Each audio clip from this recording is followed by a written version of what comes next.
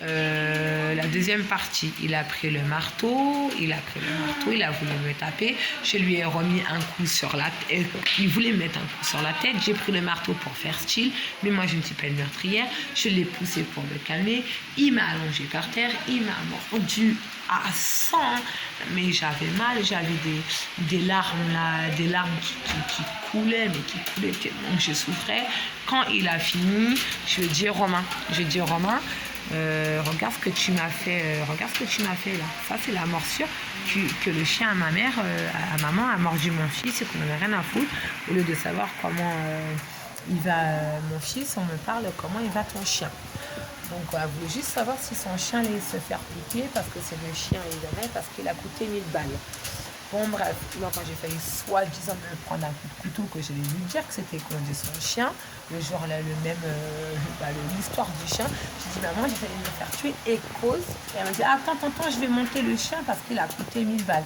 Parce qu'elle a soi-disant peut-être pris un coup de couteau, elle a failli, mais c'est ton chien qui allait se faire égorger et tu prends même pas le temps de m'écouter tellement qu'on n'a rien à foutre, que tu es une mère indigne et une vieille folle. Donc après, j'appelle les pompiers l'histoire de ça. J'appelle la police pour dire que j'ai été agressée. Donc personne n'est venu, soi-disant, c'est pas une agression. Votre frère, c'est pas une agression. On mord quelqu'un, déjà c'est une agression, il faut appeler déjà les pompiers et la police. Même la police et les pompiers, le SAMU pour vraiment lui faire une injection pour que lui aille en psychiatrique, parce que pour la loi et pour plutôt les psychiatres, c'est un trouble de la schizophrénie. Et moi, je m'inquiète aussi pour lui.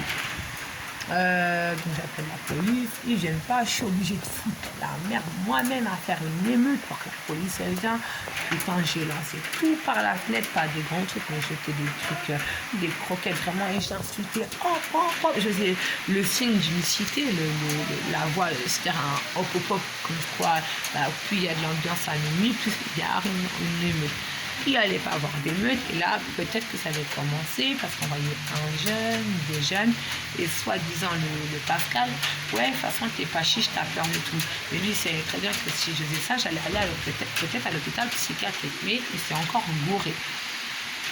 Donc je vais à l'hôpital, parce qu'ils n'ont pas voulu, que la police n'a pas voulu, donc j'accepte. Il accepte soi-disant la police elle allait venir, il me l'a mis à l'envers, c'était même pas la police, c'était le SAMU. Lui il a cru que j'allais m'énerver quand il allait venir me mettre en isolement, donc j'ai été maligne, j'ai accepté ce qu'on m'a dit, je parlais trop parce que j'étais choquée, j'explique mon histoire, on me prend pour une conne, je vais à Sainte-Camille, je demande de voir un médecin, donc je suis obligée d'attendre, parce que moi je passe toujours en dernière, mais j'arrive en urgence. Quand on arrive avec la police et avec les pompiers, on est passé en urgence et je signe un papier, la vie elle continue quoi. Oui, ça serait bien que ça me calme, ils sont tort. Donc je vais dehors parce que c'était l'histoire aussi du confinement. Je vais dehors, je suis assise en train de fumer ma cigarette et là ce jour-là ils sont venus me chercher sans problème. Donc de toute façon, tout ça, c'est sur Facebook, j'y vais et tout ça. Je rentre dans le bureau, on peut passer pour une fois, je suis obligée de ressortir. Donc, je ressors du bureau, j'ai été maligne parce que je vois que là, je commence à avoir les nerfs qui montent en flag. Donc, je suis partie, j'ai dit, je vais recommencer. Je reviendrai demain, c'est pas grave. Comme par hasard, je vais voir cette personne, Pascal. Il a cru que moi, j'avais peur de parler à la facilité. Je monte chez Pascal, il ne me répond pas, c'est pas grave, personne ne me répond. J'appelle Romain sur son téléphone, il ne me répond pas. J'appelle l'interphone, une personne me répond. L'interphone, par contre, il était branché. Romain, il était là en train de regarder sa télé, comme d'habitude, mais il a cru que sa sœur ne savait pas escalader. Donc sa sœur a l'escalade. Comme par hasard, je crois que Pascal avait peut-être qu'il a voulu faire les choses bien pour se rendre quelqu'un de bien, mais quelqu'un de mauvais. Il a laissé un peu la fenêtre ouverte, et même si la fenêtre n'avait pas été ouverte, je l'aurais cassée. Donc, heureusement que je ne l'avais pas fait, sinon on m'aurait encore traité de quelqu'un qui fait du pénal. Heureusement qu'il a été plus intelligent, qu'il sait que moi j'aurais mis tout sur son dossier, parce que lui il était témoin de ce qu'il me dit, de ce qu'il a vu. Je lui dis d'insister pour moi. Il me dit moi j'ai rien vu, j'ai rien entendu. Donc déjà on voit bien que c'est un menteur. Donc le lendemain je retourne à l'hôpital, je fais l'histoire l'histoire, je me présente chez bien, j'attends, je suis en train de fumer ma cigarette sur le coin dehors. Je vois une personne qui passe, une deuxième, une troisième et une grosse, hein, excusez-moi, c'est le terme que je dis, une grosse. Mais moi, j'aime tout le monde. Elle me regarde et tout le monde rigole. Les pompiers, tous se foutent de ma gueule, soi-disant, on ne vient pas chercher quelqu'un parce qu'il est dehors. Il est dehors et à cause du confinement, on n'a pas le droit de se déplacer. C'est pas grave. J'ai refait la même chose, j'ai pété un câble. Ils m'ont fait attendre 2 heures, je crois, de plus, juste pour passer dans le bureau de l'infirmière. Mais c'est pas grave, j'ai eu le vis comme eux, ils ont le vis. Moi, j'ai le tournevis. Donc, je viens aussi, je me fais passer comme quoi je ne suis pas quelqu'un de folle. Donc, j'attends mon tour, 1 heure, 2 heures, et là, on m'appelle. Je suis en train d'enregistrer moi-même la conversation de ce qui se passe, de ce que je vais faire. Donc, je refais la queue. Je dis au monsieur, regardez, j'ai attendu 1 heure, quelqu'un de fou ne fait pas ça, va péter un câble. Là, maintenant, je me désinscris. Il a voulu me faire passer pour une folle, l'histoire de sa famille, et aussi sur YouTube, sur les réseaux sociaux. Donc, je laisse faire, je m'en vais tranquillement, et ça repart en couille encore dans la maison. Parce que là, ils savent vraiment que là, j'ai vraiment déclaré la guerre. Et comme par hasard, c'est sur les réseaux sociaux. Et c'est là où j'ai, soi-disant, enfilé les bagues de sous-marin. Donc voilà, quand on parle de mariage et d'un mari qui soutient sa femme, bah, ça fait toujours mal. Donc je continue et tout. Et puis après, bah, là, on m'emmène, soi-disant que je suis une folle. Donc j'appelle la police. Ils ne viennent pas, j'appelle une deuxième fois la police. Ils ne viennent pas, une troisième fois, une quatrième fois. Donc je me suis dit, ils ne veulent pas venir. Ok. J'ai appelé les pompiers en disant, je présente un danger, je vais faire une bêtise. Je ne sais même pas si j'ai dit tentative de suicide. Je ne sais même pas ce que j'ai dit. Ils viennent, ils voient bien que j'étais quelqu'un de normal. Hein. Ils rentrent, moi je joue avec eux, bah venez. Et en fait, les pompiers m'ont pris aussi pour une conne. Ils m'ont enlevé mon téléphone, ils l'ont caché ici, je me rappelle bien. Le téléphone, il était caché ici. Une fois que j'avais éteint la vidéo, ils l'ont caché ici. Ils m'ont fait passer pour une folle. Je dis, moi, je ne viens pas tant que j'ai pas mon téléphone avec moi. Donc, ils font quoi? Ils me font encore passer pour une fois. J'ai dit, moi, je ne viens pas. On va appeler la police. Moi, j'ai déjà appelé la police. J'en ai rien à foutre. Ils me parlent soi-disant de la loi en France. J'ai dit, j'en ai rien à foutre de la France. Et c'est là où je dis, Achadou, Anna, où ils commencent à me faire péter un câble. Ils veulent m'attraper. Pas de bol, là. La police, elle est vraiment venue. Et moi, parce que j'ai joué mon rôle, parce que je ne suis ni psychiatrique, ni pénale. Ils n'ont pas vu que j'avais peur. Aucun des deux de la psychiatrie. J'ai dit, bah, mettez-moi les menottes. Ils m'ont dit, non, madame, vous ne présentez aucun danger. Ah bon? Je ne représente aucun danger pour les gens. Pour la société, bah, je présente un danger psychiatrique. Alors, faites-moi une injection. Ils m'ont fait ni l'un ni l'autre. Là, il n'y avait pas la caméra.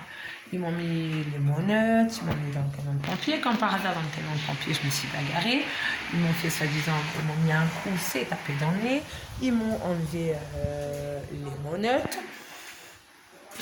Ils m'ont dit, soi-disant, la carte d'identité, on l'a, parce que moi, je voulais faire voir le téléphone et les preuves, parce que j'avais Internet. Ah non, non, non, on ne regarde pas. Vous avez la pièce d'identité pour qu'on regarde? Bah, j'ai dit, oui, vous l'avez.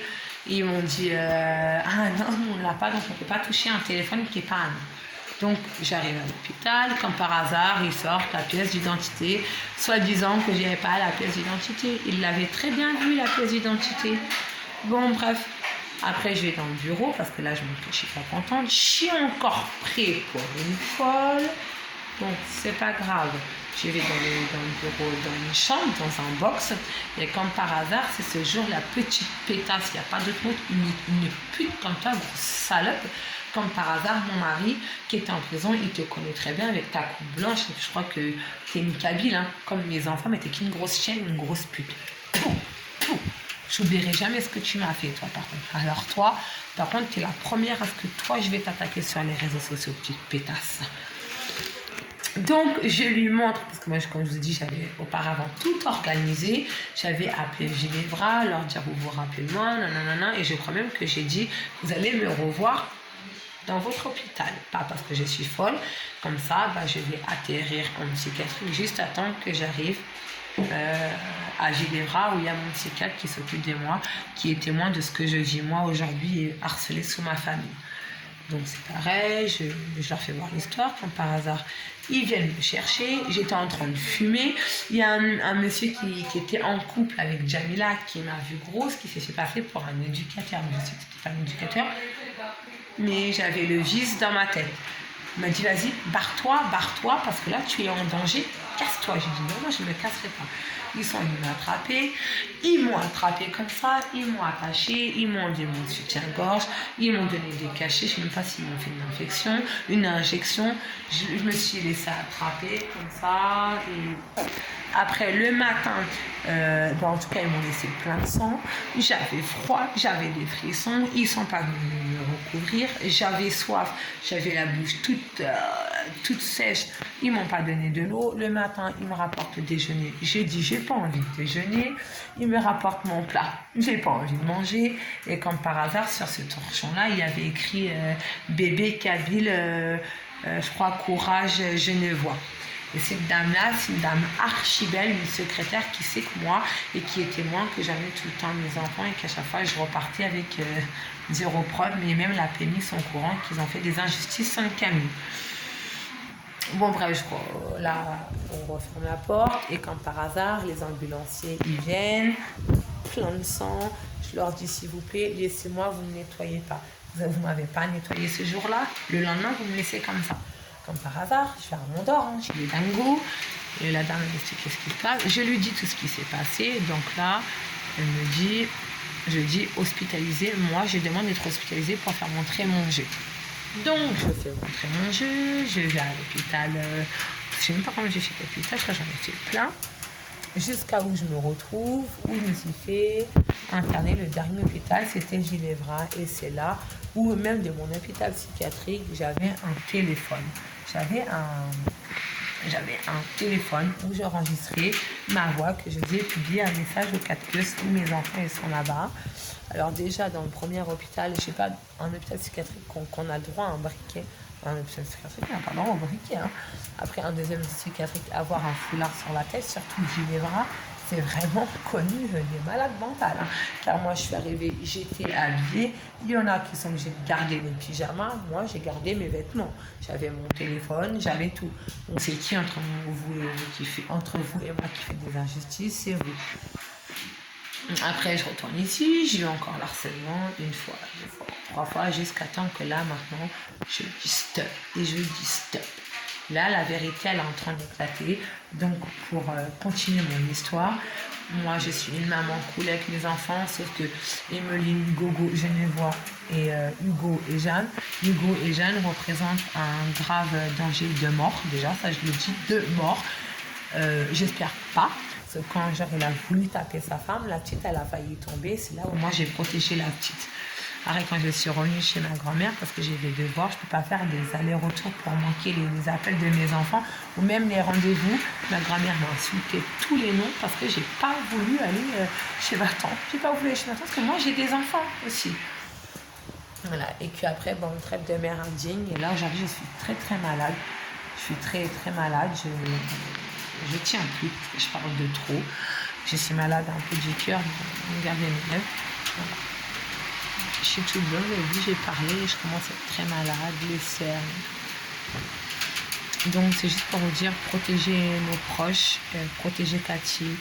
Ils n'ont rien à voir dans tout ça et protéger les autres parce que c'est une famille vraiment de manipulateurs. C'est du jamais vu ici en France. Voilà, et arrêtez les services sociaux d'accuser les mamans, car moi là j'ai toutes les preuves contre vous. Je vous appelle, on me dit qu'on ne me rappelle pas, on parle d'inspecteur. Parce que vous savez très bien que vous êtes filmé, j'en ai rien à foutre. Là, j'ai expliqué mon passé et on verra bien que vous avez fait des faux témoignages et ça coûte cher au pénal. Malgré que moi, j'ai eu un passé, le papa, il n'y a pas eu de passé, il n'y a eu que du pur mensonge, obligé à sortir des mensonges de ma bouche. En tout cas, pour mon mari aussi qui a été incarcéré pour rien, car moi, on ne vient pas, la police ne vient pas, mais quand on part d'un couteau sur Villiers-sur-Marne, on est obligé d'appeler 4-5 fois la police pour que la police se retrouve ici, qu'il n'avait même pas de couteau sur lui. Que le couteau, il a été jeté, car c'est moi qui ai demandé à mon mari, va jeter le couteau. Parce qu'on savait très bien que il y avait ses empreintes et aussi les empreintes de Pascal dessus. Donc, il est où le vrai meurtrier? Parce que le couteau, il est sorti de chez ces messieurs. Donc après, je ne peux pas l'accuser parce que moi, je ne sais pas qu'est-ce qu'il a fait. Je ne sais même pas qu'est-ce qu'il s'est dit. Les messages, ils ont été publiés, ils ont été envoyés du portable à Pascal. Donc si Pascal, il n'est pas témoin de quelque chose, car moi j'ai pensé que je parlais avec Pascal parce que j'avais Pascal peu de temps après au téléphone. Donc, comme par hasard, les messages, ils sont envoyés avant. Pascal, c'est quelqu'un qui garde toujours son téléphone. Et comme ça, manipulateur. Il dit que mon mari lui a piqué un ticket de ses meubles. Il lui a pas piqué le ticket parce que le ticket, il l'avait avant dans son portefeuille. Et comment ça, une fois qu'il est incarcéré, qu'il a plus d'argent, il s'en prend après moi. Cet homme-là, il a mon chat. Et tout ça aussi, c'est parti en coup dans la famille. Quand vous voyez Minouche, Babouche, Garate à couche, tout ça parce que je protège mes enfants. Tout ça parce que j'ai voulu prendre un chat de mes enfants. Donc c'est parti en couille, attraper 1 heure un chat. On attrape 1 heure un chat, tout simplement parce que le chat, c'est pour Kamel. En tout cas, vous avez compris un peu la base de mon histoire. S'il y a des gens qui suivent bien mes réseaux, mon combat face à l'injustice pour Kamel et Samir à cause des services sociaux. Donc voilà, je serai là et ce sera publié sur Facebook. Si vous êtes témoin de tout ce qui se passe, appelez-moi. Chez moi. Oui, oui. C'est qui, papy? C'est qui? Marie-France. Ah. Donc voilà, bon courage à tous. Rejoignez-moi sur le compte Facebook Barbara Mamadou Genevois, ou comme mon compte a dû être annulé parce que des faux témoignages. Bon, le Mamadou Genevois, Barbara Genevois Mamadou, il marche, et le Asma Soumaré, il marche aussi. Donc, dis-stop à l'injustice et protégeons Kamel et Samy et ma tante Cathy qui a le droit de refaire sa vie, car ses enfants sont en danger de coups aussi, car ma cousine a été maltraitée et elle a la glande thyroïde et elle est vraiment en danger elle-même. Toute la famille Genevois, surtout nos enfants, car la mère, la fille, tout ça, c'est des familles très très dangereuses. Donc, pour pas que je crache la vérité, ils m'ont enfilé des cachets ils m'ont obligé à prendre des cachets, même quand je ne voulais pas prendre des cachets. Ils m'ont mis des cachets dans mon verre pour pas que je crache la vérité, pour que je sois shootée, pour pas sortir. Ils m'ont déjà fait. Bye bye et bon courage.